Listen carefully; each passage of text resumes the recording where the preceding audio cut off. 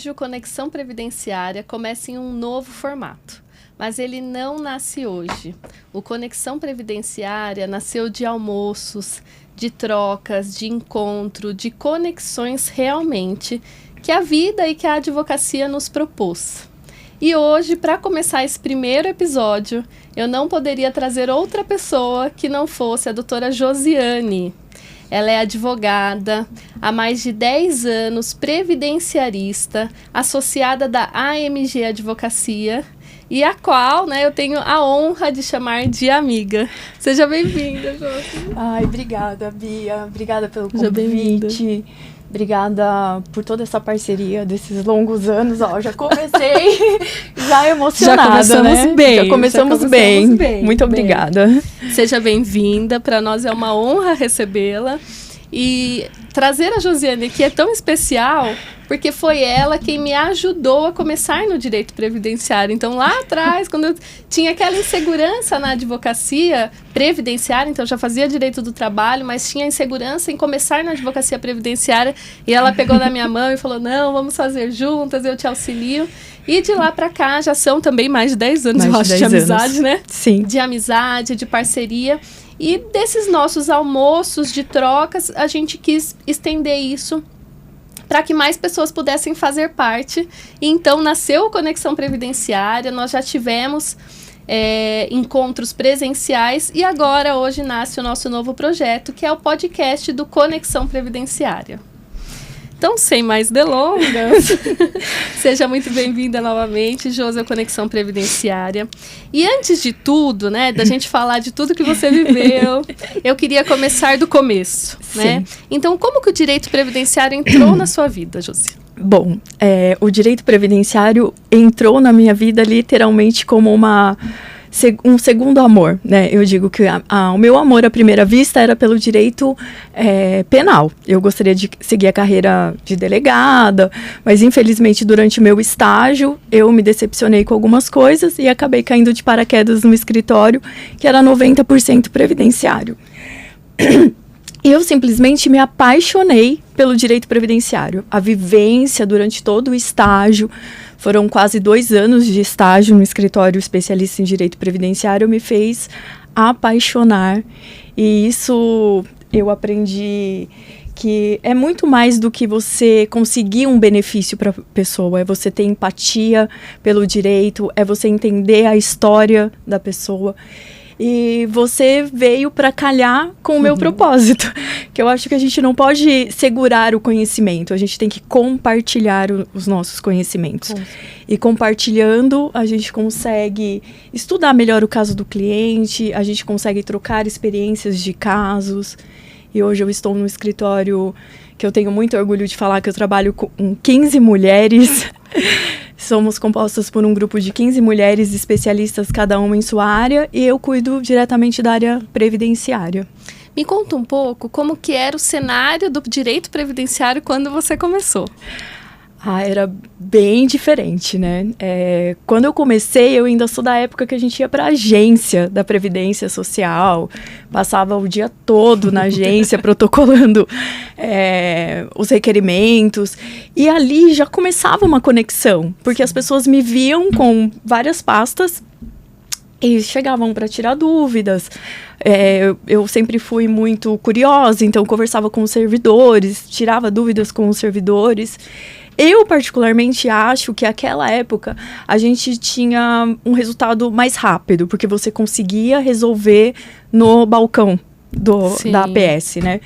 Hoje, claro, com todas essas questões digitais, facilitou muito que nós conseguimos atender clientes do mundo todo, mas perde um pouco essa conexão do dia a dia, de você chegar para o servidor e falar, preciso resolver tal coisa, e já resolver de imediato. Eu acho que justamente essa conexão, né? A gente fala do Conexão Previdenciária justamente por isso, por essa necessidade. O digital é muito bom, ele supre realmente, né? Eu sou uma defensora da advocacia previdenciária digital, porém, a conexão de pessoas se conectam com pessoas faz essa diferença, e eu acho que realmente falta um pouco isso, né? Então, a gente faz o guichê. Como que você tem sentido aí os guichês virtuais?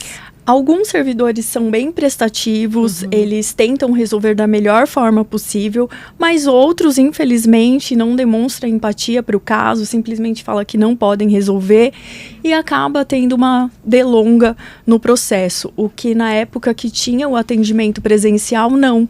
A gente já conseguia resolver coisas simples no balcão e muitas vezes eu já saía de lá com benefício concedido, não tinha essa demora. E eu acredito que até para os servidores também, por N motivos, acaba acumulando mais serviços, porque você tem que pegar o requerimento, às vezes fazer acertos de CNIS, olhar outras questões que talvez no presencial fosse mais rápido naquela 1 hora que nós tínhamos de atendimento. E uma coisa também, né, Josi, que eu acho que faz diferença é o servidor ser do município, ele sabe a realidade daquela região. Exato. Então é totalmente diferente um servidor do INSS que vai atender, analisar casos de segurados de Indaiatuba, por exemplo, de São Paulo, do que o que vai analisar um caso do litoral. São realidades diferentes dos trabalhadores, dos segurados, e isso impacta também na análise e na concessão dos benefícios, né? Com certeza, porque eu lembro que nós tínhamos uma estratégia. Eu vou fazer aposentadoria, tenho um requerimento de aposentadoria por tempo especial. Qual região? Vamos para Sorocaba, vamos para São Bernardo do Campo, porque a gente sabia que de repente tinha um laudo técnico na APS daquele lugar, daquela empresa que o segurado trabalhou.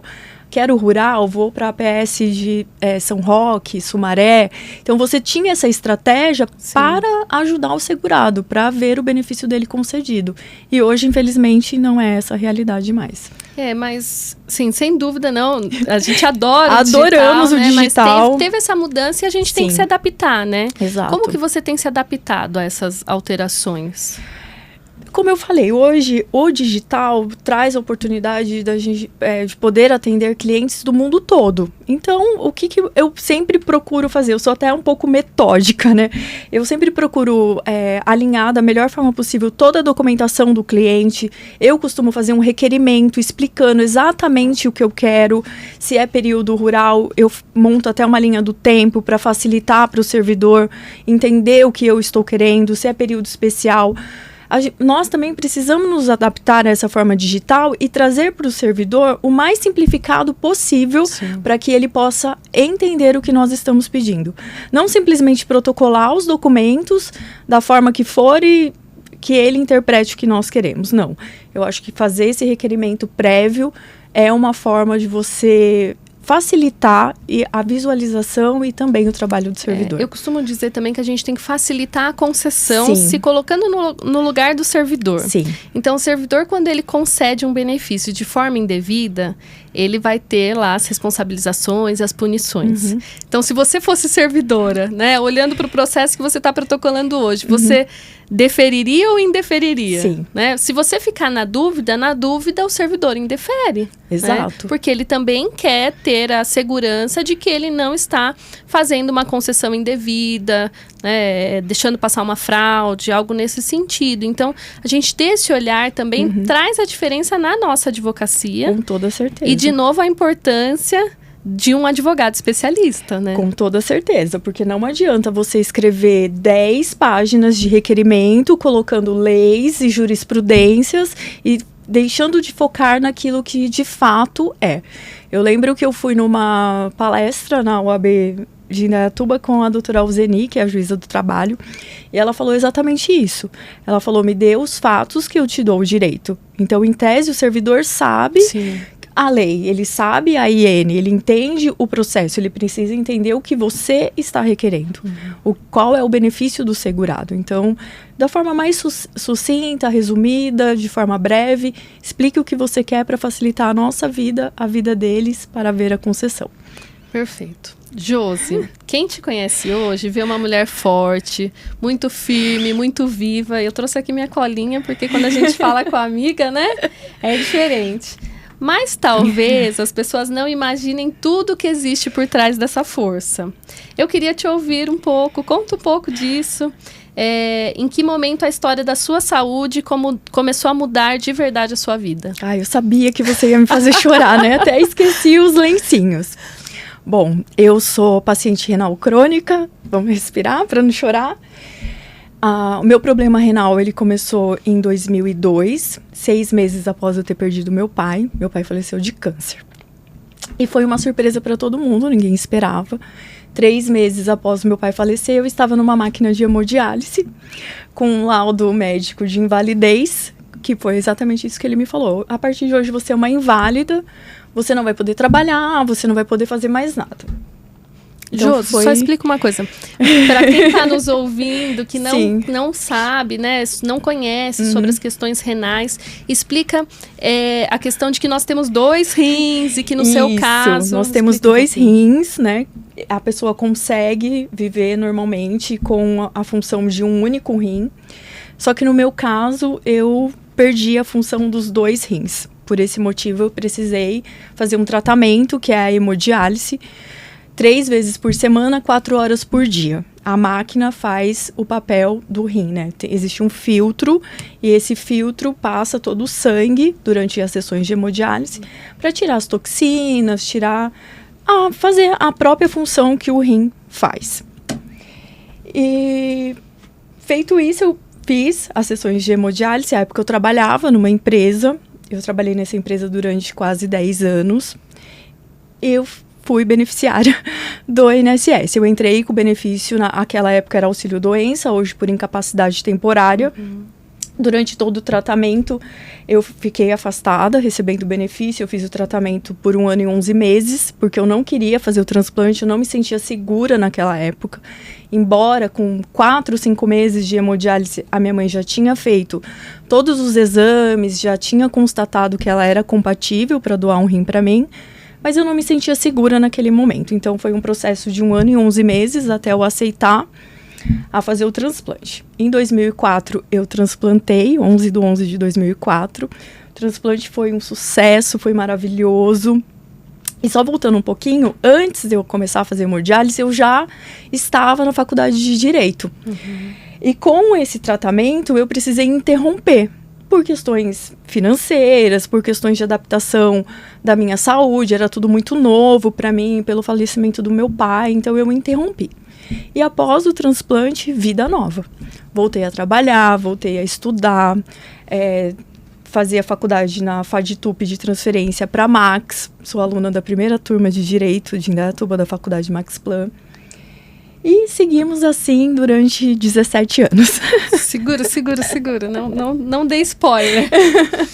Josi, conta um pouquinho, para quem não entende também de transplante. Eu acho que a intenção também de te trazer aqui no mês de março, que é o mês da mulher, para mostrar realmente uma mulher forte, guerreira, batalhadora como você é. Mas conta, para quem tem curiosidade ou quer saber mais sobre transplante, que no seu caso foi a sua mãe que doou, né, de início ali o rim, e o porquê que pode ser um doador vivo. Explica um pouquinho também sobre isso. Sobre a questão do transplante, no Brasil é autorizado você fazer transplante por parentes até 4º grau, né? Então, no meu caso, poderia ter sido minha irmã, meu primo, meus tios, desde que seja compatível. A minha mãe, à época, passou por uma bateria de exames. O primeiro ponto é você saber qual o seu tipo sanguíneo. Meu tipo sanguíneo é O positivo, da minha mãe é O positivo, e à época ela foi 50% compatível. Então, uma das modalidades é a doador vivo, parentes até 4º grau. Fora isso, quem não é parente também pode ser um doador de órgãos, desde que demonstre sua vontade, que não tenha interesse financeiro envolvido. É feito uma ação judicial, no qual você passa por um processo judicial, que você vai demonstrar seu interesse genuíno na doação, e é feita a autorização também. E fora isso, tem a modalidade de doador falecido. O que é importante a gente saber? Não basta você dizer: eu sou doadora de órgãos. No momento do seu óbito, quem vai fazer essa autorização é um familiar. Se o seu familiar não disser pode realizar a doação de órgãos, não vai ocorrer. E existe sim muito mito, né? Muitas histórias que às vezes o paciente tá vivo e foi retirado o órgão. Então, gente, isso é mito. tem uma equipe por trás de tudo isso, uma equipe muito responsável de médicos. Normalmente, cada hospital que realiza a captação dos órgãos tem um CIDOT. Então, é feito exames e mais exames para que ocorra a constatação da morte encefálica. Para depois a equipe que vai realizar a captação do órgão chegar e ser essa maravilha que é a doação de órgãos. E qual foi, assim, o momento que você teve essa virada de chave? Porque você disse que no começo você não aceitava o transplante, que sua mãe fosse a doadora. Você estava ali fazendo hemodiálise. Em que momento você falou, não, eu quero realmente, eu vou aceitar o transplante? Foi através do apoio de um médico. Esse médico, ele falava para mim, você é muito jovem para estar aqui. Isso, um outro médico, com o segundo diagnóstico, ele falava para mim, você é muito jovem para estar aqui. E mesmo não sendo advogada, eu já ajudava as pessoas ali na hemodiálise. Então, eu reivindicava um lanche, eu falava que a pessoa tinha direito a um benefício. Mesmo sem conhecer nada do direito previdenciário, eu já tinha essa atitude ali dentro, eu já tinha essa empatia por outras pessoas. E ele ficava, você é muito jovem, volta a estudar, tem uma vida toda pela frente, aceita o transplante. E comecei a ver outras pessoas indo para o transplante e tendo uma vida normal. Não que a hemodiálise naquela época não me trouxesse uma vida normal, mas eu não conseguia trabalhar, por exemplo, porque 4 horas por dia eu ficava numa máquina. E eu saía da máquina muito debilitada, pressão baixa, eu tinha muito enjoo. Então, eu não conseguia exercer minha função naquela época. Aí foi essa virada de chave. Eu falei, poxa vida, por que não tentar? Né? Então, eu tinha 22 anos na época. Eu falei, por que não? Então, vamos tentar, né? Vamos fazer o que é possível, acreditar em Deus. A minha mãe super disposta. Eu fui, fiz aqui no Hospital do Rim, maravilhoso, que eu adoro, um hospital de referência. A equipe médica é excelente. SUS, né? Pelo SUS. E foi essa virada de chave, de vontade de viver, de poder fazer mais. E daí conta um pouco então pra gente o que aconteceu depois do transplante. Como foi? Quanto tempo? Você já quer que eu pule para a segunda fase? Pode pular para a segunda. A vida é assim, né, gente? Eu costumo brincar que a gente tem esses estágios, né? São fases. Sim. Só que é igual o Sonic, né? Vai ficando mais difícil. Vai ficando mais difícil. Fácil. Temos que passar de etapas, né? Sim. Então, esse primeiro transplante, ele foi um sucesso. Foram 17 anos transplantada. Foi onde eu pude voltar a estudar, onde eu consegui passar na ordem, me posicionar na minha carreira. Eu estava num momento muito incrível da minha vida, né? Com viagem marcada. Mas Deus quis mudar a rota. E no dia 18 de junho de 2022, eu dei entrada no hospital e saí depois de 71 dias. Cadê os lencinhos? Vamos respirar. Toma uma água. Deixa eu voltar que perdi até meu negócio. O que aconteceu? Nesse dia, eu dei entrada na emergência do Hospital Aoki em Indaiatuba, com quadro de nefrite. Mas como que você chegou até lá? Conta um pouquinho. Não foi vou até tomar uma água, que agora... que agora fica meio tensa essa parte, né? Eu tava com uma viagem marcada, ia participar de um congresso, e durante a semana eu comecei a sentir um desconforto.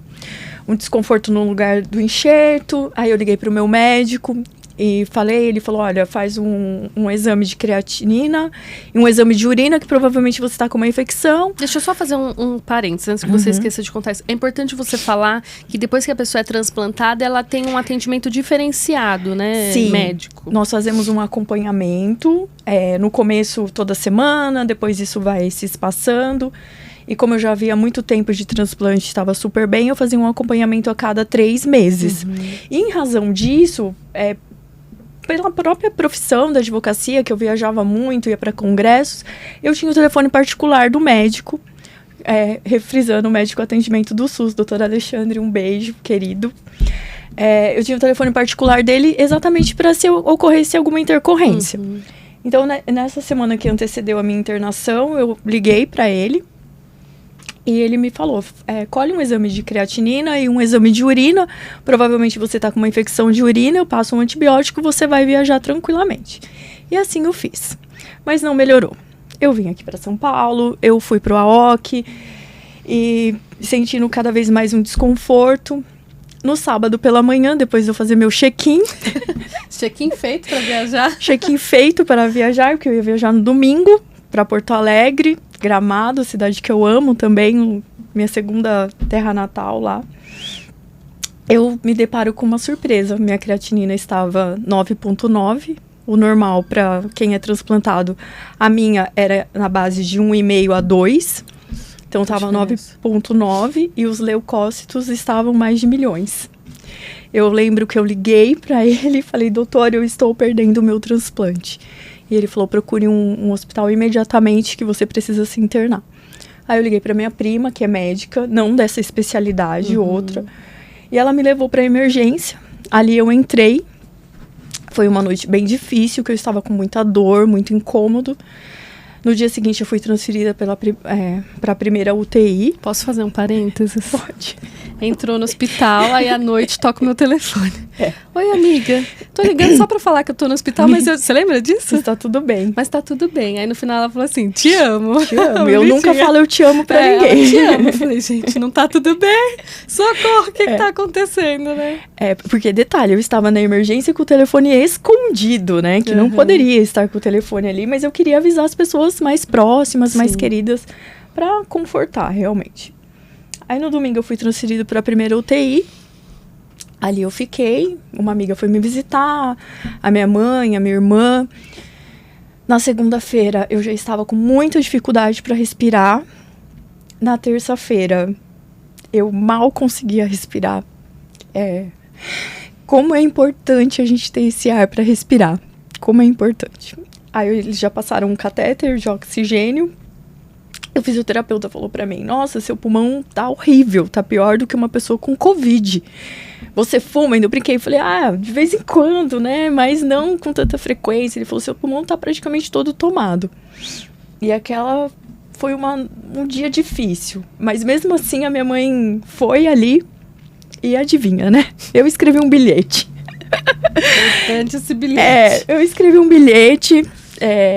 passando algumas instruções, porque óbvio que eu não sabia que poderia ser uma despedida aquele bilhete, mas pedi ajuda pra Bia, né, deixei algumas senhas, falei que ela poderia ajudar as meninas no escritório com relação à carteira previdenciária, deixei um recado pra Sofia, que é minha filha de coração, pra pagar as contas, pra minha mãe, pro meu sobrinho, e ainda coloquei, em breve estarei com vocês. Essa noite eu dormi, acordei, já não conseguia respirar, não tinha mais ar. Eu lembro minha prima entrando na UTI, segurando minha mão e falando, a gente tem 5 minutos pra orar, porque você vai ser entubada. E a única coisa que eu falei pra ela foi, pede pra Regiane cuidar da minha mãe. E apaguei. Dormiu, cochilou rápido. Cochilo rápido Um cochilo rápido, um soninho de 60 dias. Foram 60 dias em coma, que aí você pode falar, agora eu vou passar pra você. Você pode falar como foi essa experiência, porque eu só me lembro do meu encontro com Deus, e você viveu esses 60 dias do lado de fora. Foi um martírio, né? Foi bem difícil, assim. Eu posso dizer que naquele momento eu falei, eu não tenho fé, porque nos primeiros dias falei, não, a Josi vai sair dessa, aí passa um dia, passa 2, passa 3. Quando chegou em 40 dias, parecia que eu tinha perdido assim, a conexão com Deus, não conseguia mais nem rezar. E eu tinha perdido meu pai, né, em 2021. Então eu falava assim, não vou aceitar perder ela, né, então... Sem voz. E como boa advogada que ela deixou uma carta. Mas uma carta, né, gente? Imagine você no leito de hospital fazendo uma carta que você vai ser não sabe ali o que vai ser dos próximos dias, então era uma carta que falava, mas não falava muita coisa. E daí a gente pegou essa carta, né? Acho que agora eu não lembro quem que mandou foto, foi sua mãe, né? Mandou foto toda errada, né? Toda desfocada. Foi a Mariana, enfim. E daí mandou foto, e daí a gente tentando ali decifrar, e agora o que que faz? As contas estão pagas, precisa pagar os processos, né? Então, na hora, você fica assim, desesperado, sem saber o que fazer realmente, né?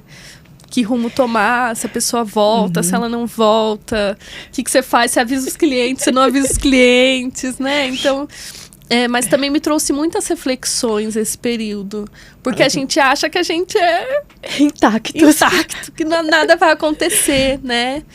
E no seu escritório ainda é um escritório grande, com bastante gente, mas para quem trabalha sozinho, gente, tem que ser uma preocupação nossa, porque ainda que e hoje, depois disso tudo, né, eu falo muito de planejamento previdenciário, e eu gosto de fazer essa entrega do planejamento física para o cliente, para ele ter esse documento guardado, e eu sempre falo para o cliente, eu posso amanhã não estar aqui.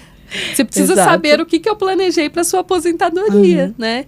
Então, eu acho que depois de tudo que aconteceu, até assim, a minha vida principalmente foi totalmente impactada, mas acho que a advocacia também, né? O nosso olhar para a advocacia em si. Então, assim, olha, eu falo que ser amiga da doutora Josiane não é uma tarefa fácil, não é para cardíacos, que a gente passa altas emoções, né? Então, assim, quando a gente tem um carinho muito grande por alguém e por aquela situação, então eu mesmo não conhecia nada de transplante, né? Não sabia nada. Tudo que eu conheço foi acompanhando ali a sua história. Então, eu tinha primeiro aquela dúvida, né? Nossa, e agora?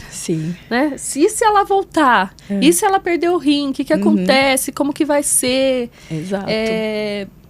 Mas, enfim, a gente está aqui para falar sobre você, doutora Josiane. Então, e só voltando um pouquinho, né, em que pese o escritório tenha toda uma estrutura, né, nossa, a Alexandra, as meninas deram total apoio. Eu também recebi, além do seu apoio, da Cá, né, de todo mundo, outros colegas também se sensibilizaram com a minha história, juízes, foi uma coisa assim muito bonita que nem eu mesmo sabia que eu era tão querida, né, por todos.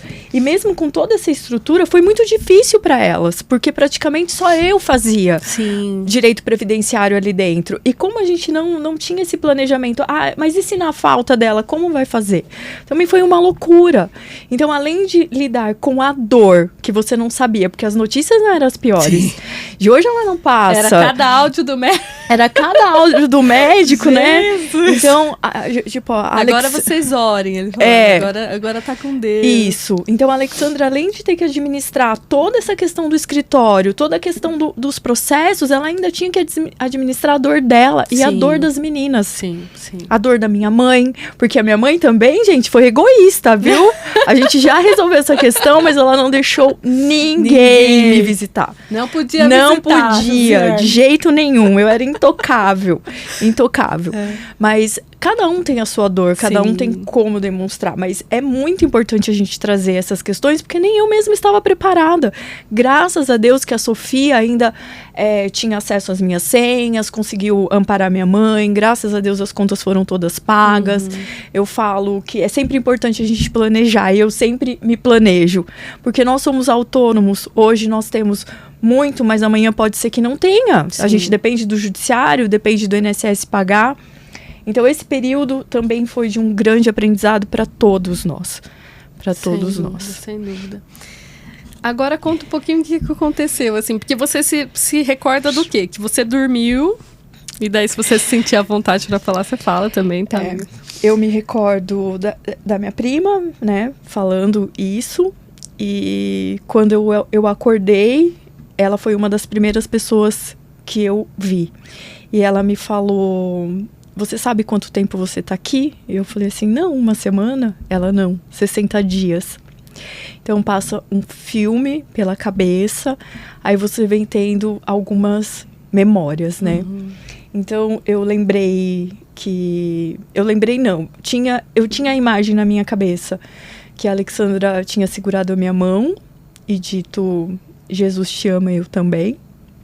E depois eu perguntei, ela falou que sim, que ela tinha me visto não ter respiratório. E eu falo que eu fui muito abençoada, né? Porque eu sei que vocês fizeram um culto na frente do hospital. Embora eu seja da doutrina espírita, você católica, Alexandra evangélica, nós conseguimos reunir todas as religiões numa única fé, né? Que era orar pela minha vida. E, de certa forma, eu tive um encontro com Deus.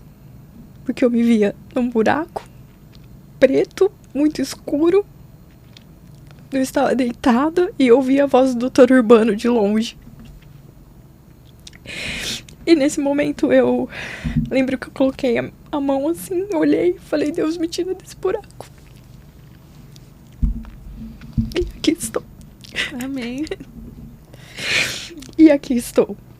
Eu falo que eu presenciei um milagre. Milagre. Eu, por muito tempo, eu fiquei me questionando se eu deveria falar sobre isso. Mas dentro daquela UTI eu vi muitas pessoas chegando no meu leito, depois que eu acordei, querendo colocar a mão. Embora eu estava numa área de isolamento, eles queriam colocar a mão. Muitas pessoas falaram pra mim que, através de você, eu passei a acreditar em Deus. Você é um milagre. A doutora Janaína, médica da hemodiálise, também falou pra mim, falou, às vezes eu brigava com o doutor Urbano, eu falava pra ele, eu não vou fazer hemodiálise, ela já morreu. Era um cadáver em cima dessa cama, e ele lutou pela minha vida.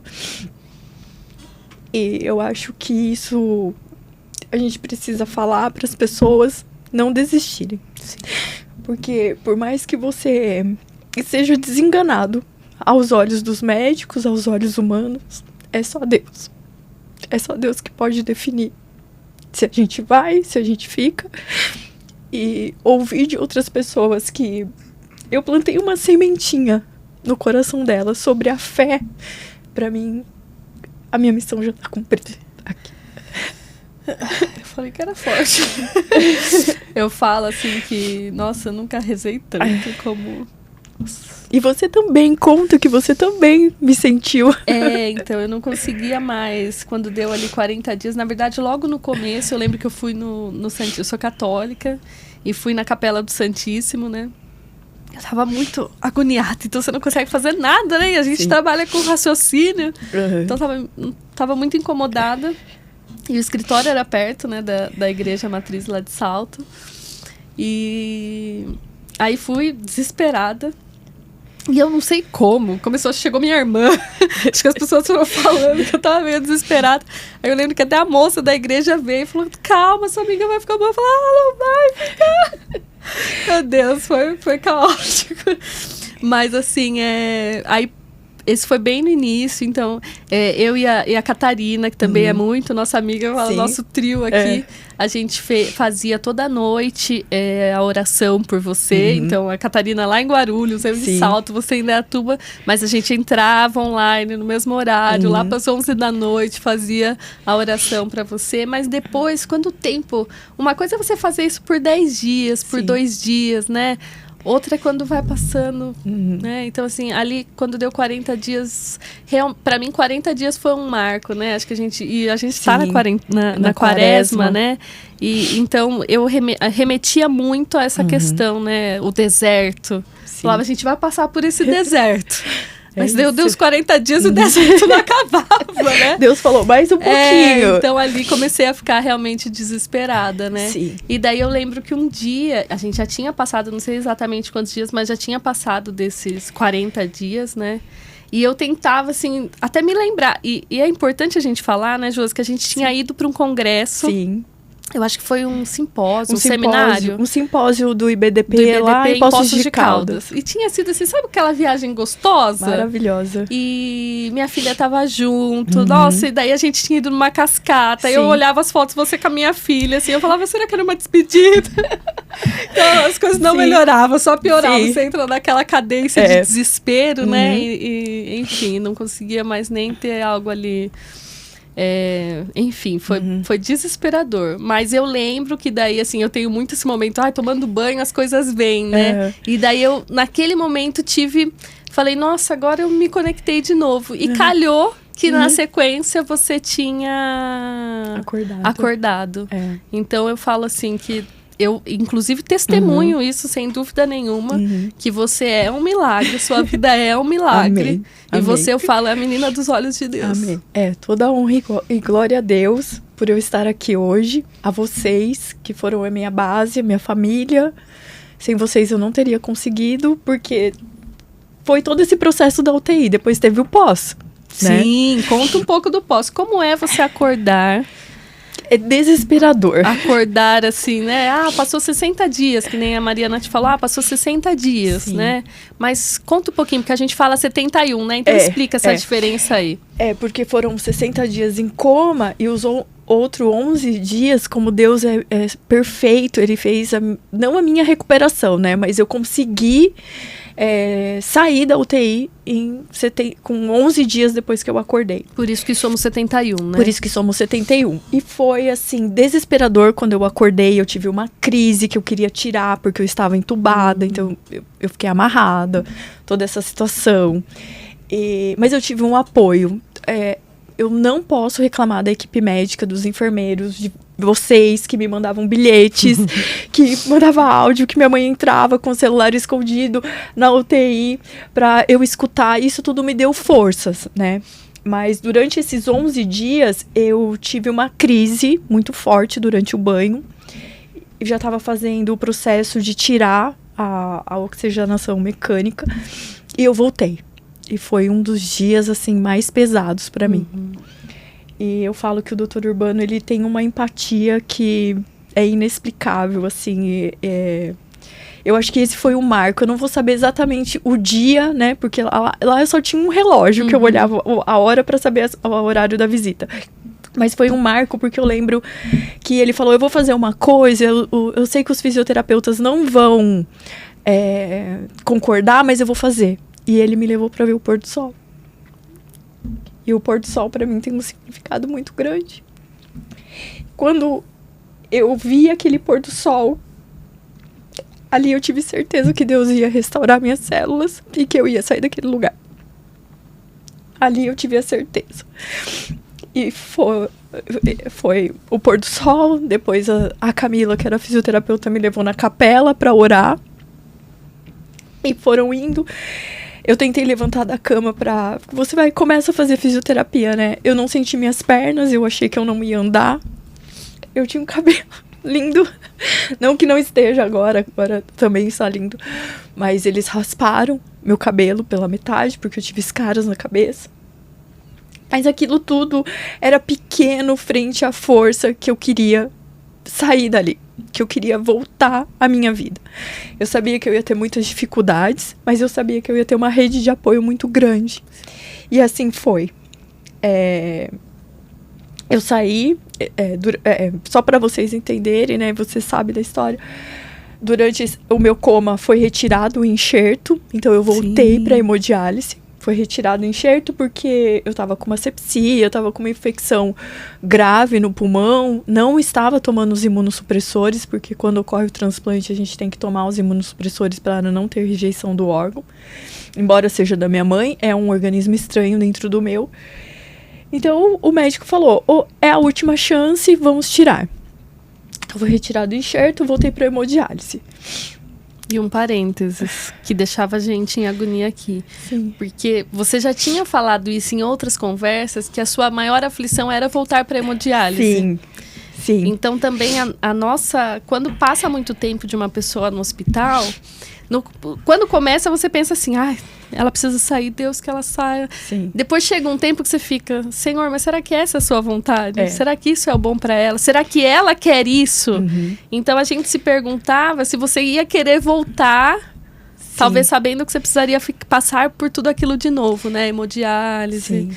Então isso também era uma preocupação nossa, porque você já tinha falado que você não queria voltar para hemodiálise, Exato. né? Porque a hemodiálise, ela é dolorida, né? tem uma fístula que se faz no braço, ou se usa um permicate. No meu caso, eu precisei usar um permicate, porque eu estava muito debilitada, não tive acesso. Mas eu não sei explicar, Bia. É a força de Deus, assim, porque eu saí com uma vontade de viver tão grande que tudo aquilo pra mim era muito pequeno. Então eu saí sem voz, porque você lembra que eu saí sem voz, porque era precisei. Assim... Ela falava com muita dificuldade. Muita dificuldade. Dava uma agonia, né? Sim, então eu saí sem voz, eu saí sem andar, que por um momento, como eu via, né, eu sentia o curativo na minha cabeça, eu falava, eu operei da cabeça, vocês não querem me contar, eu não vou mais andar, mas a doutora Camila, né, foi excepcional. Ela falou, você vai andar, você vai. Então, era fisioterapia todos os dias, era essa vontade de viver. O pessoal da hemodiálise, desde os pacientes, os médicos, total apoio. Eu lembro que a Gláucia, ela passava na minha cadeira todos os dias da hemodiálise e ela falava assim, o seu telefone vai tocar, você vai transplantar. A Sônia, as meninas e os pacientes, eu via que os pacientes olhavam para mim e falavam assim, ela não vai aguentar. O olhar era esse. No entanto que a minha primeira sessão de hemodiálise, eu estava numa cadeira de rodas. Quando eu cheguei de andador, nossa, foi uma festa, foi uma alegria. Então, essa vontade de viver me fez olhar para a hemodiálise de uma forma diferente. Com todas as dificuldades, restrições de líquidos. Sim. Eu só podia tomar 600 ml de líquido por dia, porque eu queria o transplante. O meu foco era o transplante. Então, eu fiz acompanhamento com a nutricionista, 600 ml de águas por dia. Você lembra? Eu fui no aniversário. Eu fui no aniversário da sua filha, nós fomos no Outback, eu sempre plena. E do aniversário da minha filha, e acho que foi o dia que a gente foi pro Outback. No aniversário da minha filha, eu me lembro que ela faz aniversário em janeiro. Sim. É um calor, mas um calor, gente. Eu moro em Salto, que é mais que Indaiatuba, é um calor. E todo mundo, né, bebendo água, se tratando, e a Josi lá, assim, porque é importante você explicar isso, né? O líquido conta, inclusive o líquido do alimento, né? Todos os líquidos contam quando você tá ali tendo que regular essa quantidade, né? E eu sempre tive dificuldade de beber água. Sempre. Aí eu aprendi demais. E daí eu lembro que a gente estava vindo para São Paulo, acho que foi o dia que a gente foi encontrar a Catarina, né? E daí você falou assim, nossa, porque o dia que eu transplantar e puder tomar uma garrafa de água, acho que eu vou beber tanta água. E eu assim, não vou falar nada. Eu pensando, eu posso beber toda a água do mundo. Sim. E eu não bebo, né? Então, assim... são lições. Você vai aprendendo, né? A dar valor até essa garrafinha. Até essa garrafinha de água. Até essa garrafinha de água. Então, apesar de todas essas limitações, eu queria viver. Eu queria voltar à minha vida. Aí você se depara com várias questões, né? Importante dizer que a Alexandra fez um devocional pra mim, né? Isso é importante. Verdade, muito legal. Ali ela desabafava, ela conversava, ela me contava a história, assim como vocês, porque é importante pra mim saber desse período que eu dormi, né? E quando eu tive alta do hospital, a palavra era renascimento. Então, guardem isso, renascimento. Aí, ótimo, eu consegui recuperar, consegui voltar a dirigir, minha voz foi voltando ao normal e eu queria o transplante. Quem eu pensei no transplante? Minha irmã? Sua irmã. A minha irmã, né? A minha irmã vai ser minha doadora, porque minha mãe foi a primeira e a minha irmã vai ser a segunda. E ela não foi. Ela simplesmente falou não. Não. Foi muito difícil, foi muito duro, mas a vida precisava seguir. Eu não poderia obrigá-la a fazer isso, até porque a gente não sabe dos planos de Deus. Eu tenho um sobrinho de 13 anos que a gente não sabe. Deus me livre, não é isso que eu quero, mas a gente não sabe. E eu acho que quando você faz algo por alguém, tem que ser de coração. Mesmo que depois ela voltasse atrás, o não já estava dito. Então, a partir desse momento, o que eu decidi? Eu pedi baixa do meu benefício do INSS. É importante falar que ela não queria ser aposentada primária. Não queria, briguei no dia da perícia. Incapacidade permanente de forma nenhuma. Forma alguma, briguei no dia da perícia que eu não queria, Josi, que ele me deu um afastamento minha longo. Minha vida, meu estágio, né? Minha vida, meu estágio. Todos os benefícios previdenciários possíveis Sim, eu passei aqui. Passei aqui. Então eu voltei a trabalhar, meio a contragosto, que as meninas mal me abraçavam. Você lembra, eu era super debilitada. Eu voltei a trabalhar, eu pedi baixa do INSS, eu fui viajar, eu fiz hemodiálise em trânsito. Queria viver intensamente, loucamente. Fui para Porto Alegre, na casa dos pais da Sandra, que é minha amiga querida, que mora no exterior. Ela vem para cá 1 ou 2 vezes por ano só. Fiquei uma semana, fiz hemodiálise em trânsito. É muito importante falar sobre isso também. Que os pacientes renais crônicos têm essa possibilidade de fazer hemodiálise em outro lugar, né? Desde que converse com assistente social, que tem uma clínica para recebê-los. Voltei.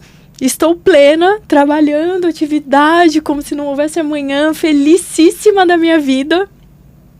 Meu telefone toca. E você não atende, né? Eu não atendo, porque meu telefone fica silencioso. É bom fazer esses parênteses. Mas como eu estava na casa da minha mãe, ainda tem telefone fixo. E quando a minha mãe chegou para mim no quarto e falou assim, é do Hospital do Rim? Eu paralisei, eu não sabia qual era a minha reação. Atendi, eles falaram que tinha a possibilidade de um transplante, que eu ia ter que ir imediatamente pra lá. Eu não sabia se eu tomava banho, se eu avisava as pessoas, eu só fui. Eu fui, cheguei lá, tinha mais ou menos umas 30 pessoas, eu inocente, né, leiga, achei que era somente eu, mas não, tinha mais ou menos 30 pessoas. Passa-se por uma bateria de exames, passa por médicos, e aquela sala foi se esvaziando, e eu falava, meu Deus, não é minha hora. Aí meu irmão de rim, né, chegou pra mim e falou assim, eu vou transplantar. Aí eu olhei pra ele e falei assim, que bom, boa sorte. Mas por dentro eu falava, meu Deus, será que eu não vou, né? Você mandou uma mensagem no grupo nosso, meu, seu e da Catarina, meninas, não foi minha vez. Não vai ser dessa vez, tal. Aí a enfermeira me chama e fala assim, você vai subir? Vai fazer hemodiálise por 2 horas para baixar um pouco o seu potássio? Depois você desce e faz o preparativo que você vai para a sala de cirurgia. Eu falei, mas eu vou transplantar? Ela falou assim, vai. Aí minha mãe estava comigo. Minha mãe ajoelhou no meio do hospital em agradecimento a Deus. E eu liguei para vocês. E aqui estou. 2 transplantes renais. Essa mulher não é pouca coisa, não. E aqui estou. Mulher forte, né? Transplantada pela segunda vez. E foi uma mulher, a doadora. Não sei quem é. Adoraria conhecer a família para poder agradecer. Eu oro por ela todos os dias. Foi uma mulher e deu 75% compatível comigo. E no dia do meu transplante... Mais que sua mãe, né? Mais que minha mãe. Como os médicos disseram, era pra ser pra mim. E no dia do transplante eu tinha levado o devocional. Porque aí a Alexandra me entregou e falou, agora é com você. Não fazia todos os dias, mas nesse dia eu abri e estava escrito a graça. E foi exatamente numa quinta-feira santa, né? Pra mostrar que... Às vezes a gente fica bravo que um caminho não dá certo, mas Deus, ele é único, ele é Deus. Ele sabe de todas as coisas. E por mais que a gente não aceite o presente hoje, ele sempre tem um futuro melhor para nós. Sempre. Eu acompanhei tudo isso de camarote. Eu falo que muitas emoções, será, amiga José? Muitas emoções. Eu sou eternamente grata a essa família da doadora por num momento tão difícil. Falar que foi uma doadora falecida, né? Foi uma doadora falecida, ela doou todos os órgãos. O meu irmão de rim, seu Reinaldo, recebeu o outro rim, né? Um senhor, à época de 73 anos, né? Então você vê que não tem essas questões de idade, também basta ter a compatibilidade, estar saudável. Eu sou muito grata à família, eu desejo que Deus abençoe muito essa família, com muita saúde. Porque você tendo saúde, você é capaz de fazer qualquer coisa. E deixo até um recado aqui, né? para que todas as pessoas tenham essa empatia de se tornarem doadores de órgãos. Eu sei que é um momento difícil, um momento de perda de um familiar muito querido, mas através dessa doação você pode trazer vida para outra pessoa. E eu falo por mim que se eu soubesse, né, que tivesse um pedacinho da pessoa que eu mais amo dentro de outra pessoa, vivendo, né, trazendo esperança, gratidão, eu iria ficar muito feliz. Então, que todos nós possamos aderir a essa campanha da doação de órgãos. Aprendo demais com essa mulher. Mas conta depois como foi. Quanto tempo você ficou, Josi, entre a alta... Sim. Hemodiálise e o novo transplante, porque foi rápido, Sim. né? Eu conto um total de 6 meses, que eu tive alta no dia 29 de agosto de 2022 e meu transplante foi dia 6 de abril de 2023. Porém, os médicos me falaram que eu fui inscrita oficialmente na lista de transplante. Eu fiquei nessa lista aproximadamente 3 meses. 3 meses. Muito rápido, né? Muito rápido, e muito. tudo isso assim sem pagar, né? Nada além do que a gente já paga, de muito imposto, não sou famosa, né? Não é famosa, né? então... Não sou famosa, não teve influência de nada. Claro que depois eu fiquei sabendo que eu tinha uma prioridade por ser retransplante, pelas minhas condições clínicas, mas se você não é compatível, né? Se não tem uma segurança de toda a equipe em fazer o transplante, não adianta. Eu conheço várias pessoas que chegaram aí fazer o teste de compatibilidade e voltarem porque o rim não foi compatível ou porque de repente o rim aconteceu alguma intercorrência, né? Ou também porque a pessoa não estava em condições de saúde, né? Porque você tem que estar seguindo ali uma risca, né? Tem. Você tem que ter condições clínicas. Por isso que os médicos falam que eu conto 6 meses da minha alta, mas foram só 3. Porque eu saí totalmente desnutrida desse período de internação. O meu corpo não aguentaria, meu organismo também não suportaria um transplante. Entendi. Conta um pouquinho dos cílios, da vaidade na hora do transplante. Então, eu usava cílios, né, naquela época. Fazendo unhas maravilhosas, toda plena, maravilhosa. Aí, quando eu acabei a sessão de hemodiálise que eu desci, a técnica de enfermagem olhou pra mim e falou, você usa cílios? Eu disse, sim. Ela não pode fazer o transplante. Eu falei, arranca. Nossa, já pensou, perdeu o transplante? Perdeu o transplante. Cílios. Foi uma correria, porque eu não conseguia falar com a pessoa que tinha posto os cílios pra saber como tirava aquilo. A minha mãe foi correndo na farmácia comprar um demaquilante. Água morna. Eu sei que no fim, meu olho ficou todo vermelho. Alguns ali ainda. E quando eu cheguei lá para transplantar na sala de cirurgia, o médico falou, você não queria transplantar? A enfermeira falou, não, ela é a moça dos cílios.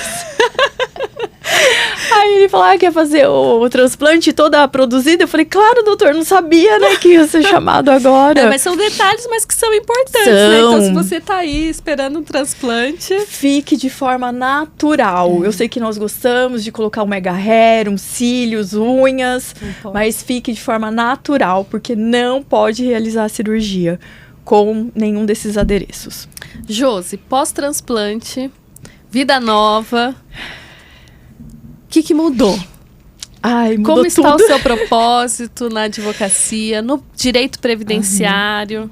Mudou tudo. Mudou a forma como eu enxergo a vida, as coisas que eu dou valor hoje, igual a água, um banho quente, porque eu fiquei 70 dias sem tomar banho, né? Tomando só com aqueles cuidados. Sim. Mudou tudo. Mudou o meu olhar para a hemodiálise, mudou a minha empatia com os pacientes da hemodiálise, mudou a minha empatia com a questão do transplante, mudou, porque é muito fácil você falar, eu vou fazer um transplante, mas eu tenho um doador. Eu quero dizer também que vários amigos, pessoas que eu nem imaginava, me ligaram e se propuseram a ser meus doadores.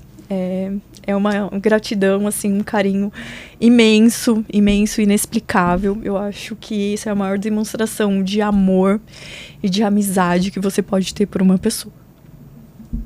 Mas mudou meu propósito. Hoje eu tenho um propósito focado a atender esses pacientes renais. Eu sirvo de exemplo, como eles me dizem, cada vez que eu vou na hemodiálise, eles falam pra mim, eu vejo esperança em você, que eu também posso ser o próximo a transplantar, inclusive nosso amigo Osvaldo, recém-transplantado, maravilhoso. O Osvaldo é uma boa pessoa para trazer aqui nos próximos o Osvaldo é uma boa pessoa, verdade. Maravilhoso será trazer nosso aqui. Convidado já. Mudou que... Claro que a gente precisa de dinheiro, a gente trabalha, todos nós trabalhamos por dinheiro, porque nós precisamos pagar nossas contas. Mas se a gente não tem saúde, a gente não tem nada. E muitas pessoas ali, né, principalmente essa questão da hemodiálise, que foi onde eu convivi mais, nós deparamos com pessoas que às vezes não têm um lanche para levar, não pode beber uma água. Então, a gente tem que olhar para o próximo com mais empatia. Trabalhar, sim, trabalhar de forma honesta, trabalhar fazendo o nosso melhor como operadores do direito, né? Levando para eles o melhor benefício, a melhor concessão do benefício, defendendo os seus direitos, mas olhar para o próximo com mais empatia pela sua história. Eu assim, olhando de bastidor, né, acompanhando os bastidores dessa história, mas também fazendo parte, acho que o propósito em si do direito previdenciário, ele encanta por causa disso. Sim. Então, você pega uma pessoa que está passando por diversos problemas de saúde, e o INSS, que era para ser o amparo naquele momento, vira um entrave, vira uma burocracia na vida da pessoa. Sim. Então, você poder facilitar para que a pessoa acesse aquele mínimo, porque é o mínimo, né, gente? É o mínimo. Mas o mínimo para a dignidade. Sim. Então, assim, o direito previdenciário é encantador. Sim. E pra gente finalizar... gente, o bate-papo é ótimo. Eu já falei que o Conexão surgiu disso, a gente fica aqui horas, né? Mas, Josi, deixa uma mensagem, assim, se você pudesse deixar uma mensagem final para as pessoas, qual seria essa mensagem? Aproveita. Ai, gente, é tanta coisa que passa pela minha cabeça. Mas o que eu quero dizer é que, assim, por mais que você esteja no fundo do poço, por mais que você esteja quebrado, por mais que você esteja destruído, você olha para cima e sempre vai haver uma luz. Porque Deus é Deus do impossível. E se Ele determinar que você tem um propósito na sua vida, Ele vai fazer acontecer. E uma frase que eu sempre digo é: você crer em Deus é você crer no invisível, para você poder viver o impossível. Que lindo! Gente, ó, por isso. Tá mais do que explicado porque que ela foi a primeira, né? Obrigada. Uma mulher que é o nosso exemplo, é guerreira, é batalhadora e é muito querida no direito previdenciário. E, sem dúvida, você é uma referência para nós. Obrigada, foi um orgulho Bia. te receber aqui. Muito obrigada. Eu que agradeço por poder compartilhar essa história e levar um pouquinho dessa sementinha no coração de todas as pessoas. Obrigada, amiga. Deus te abençoe. Amém. Gente, Conexão Previdenciária é isso. Então, esse foi o nosso primeiro episódio. Aguardem os próximos. Curtam, comentem, compartilhem essa história maravilhosa com tantos ensinamentos. Tchau, tchau. Tchau.